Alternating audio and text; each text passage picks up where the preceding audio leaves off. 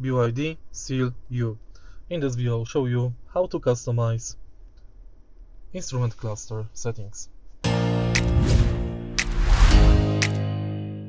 In the beginning, let's go to settings of the car.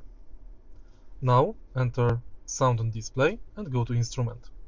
Right here we can adjust instrument cluster brightness, we can change range display mode and SOC indicator, but also we can adjust HUD settings, and on the screen we can change screen mode between light, dark.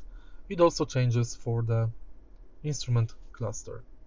In the end, you can enable adaptive brightness. If you want to change units, let's go to System and General. Units can be changed here, as well as time and time zone. If you find this video helpful, please leave like, comment and subscribe.